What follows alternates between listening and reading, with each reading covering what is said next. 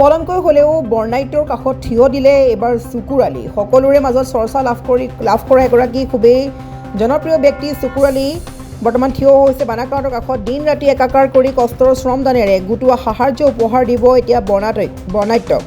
কঠিন সময়ত বানাক্ৰান্তৰ ৰাইজৰ আশ্ৰয় আৰু সাহায্যৰ বাবে বিশেষ পদক্ষেপ লৈছে চকুৰ আলীয়ে।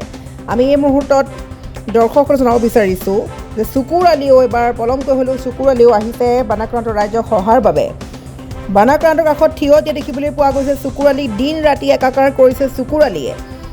যিহেতু বিভিন্ন সময়ত চকুৰ আলীক বিভিন্নজনে চৰ্চা লাভ কৰে, চকুৰ আলীৰ কথাক লৈ বিভিন্নজনে চৰ্চা কৰে, বিভিন্নজনে অশ্লীল গালি গালাজো পাৰে বা বিভিন্নজনে তুচ্ছ তাচ্ছল্য কৰে চকুৰ আলী। কিন্তু সেইগৰাকী চকুৰ আলীও এবাৰ সহায় কৰিবলৈ আগবাঢ়ি দেখিবলৈ পোৱা গৈছে।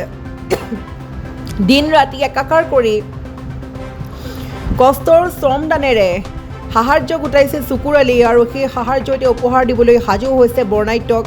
সকলোৰে মাজত চৰ্চা লাভ কৰা চকুৰ আলী কঠিন সময়ত বানাক্ৰান্ত ৰাইজৰ আশ্ৰয় আৰু সাহায্যৰ বাবে বিশেষ পদক্ষেপ গ্ৰহণ কৰিছে চকুৰ আলীয়ে। উজনি অসম এতিয়া বানত আক্ৰান্ত হৈছে, বানত ককবকাই আছে, বিভীষিকাময় পৰিৱেশ আৰু বৰ্তমানেও সাম কটা নাই, ওলোটাই দেখিবলৈ পোৱা গৈছে। পুনৰ পানী বৃদ্ধি পাইছে, যথেষ্ট বৰষুণৰ বাবে জলপৃষ্ঠ বৃদ্ধি পাইছে। নদীৰ জলপৃষ্ঠ বৃদ্ধি পাবলৈ পানী পুনৰ উফন্দি আহিছে আৰু অতি ভয়ানক অৱস্থাত আছে চৰাইদেউ শিৱসাগৰ। আৰু তেনে মুহূৰ্তত দেখিবলৈ পোৱা গৈছে চকুৰ আলীয়েও কিছু পলমকৈ হ'লেও ৰাইজৰ কাষত থিয় দিয়া দেখিবলৈ পোৱা গৈছে। যিহেতু চকুৰ আলীক বিভিন্ন সময়ত তুচ্ছ তাচ্ছল্য কৰে, বিভিন্নজনে গালি গালাজ পাৰে, কিন্তু সেইগৰাকী চকুৰ আলীয়ে দেখুৱাই দিছে মহানুভৱতা।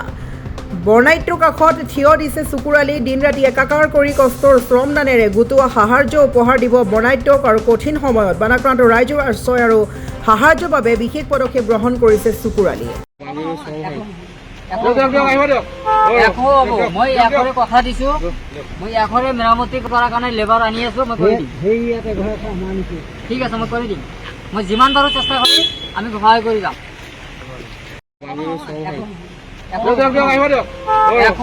মই এখৰে কথা দিছো, মই এখৰে মেৰামতি কৰাৰ কাৰণে লেবাৰ আনি আছো, মই কৰি দিম। ঠিক আছে, মই কৰি দিম। মই যিমান পাৰো চেষ্টা কৰিম, আমি সহায় কৰি যাম।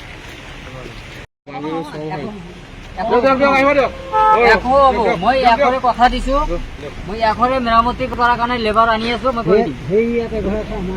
ঠিক আছে, মই কৰি দিম। মই যিমান পাৰো চেষ্টা কৰিম, আমি সহায় কৰি যাম।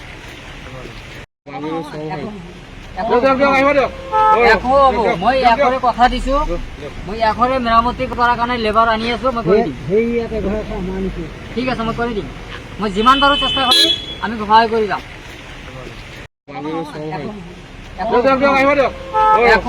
মই এখৰে কথা দিছো, মই এখৰে মেৰামতি কৰাৰ কাৰণে লেবাৰ আনি আছো, মই কৰি দিম। ঠিক আছে, মই কৰি দিম। মই যিমান পাৰো চেষ্টা কৰিম, আমি সহায় কৰি যাম।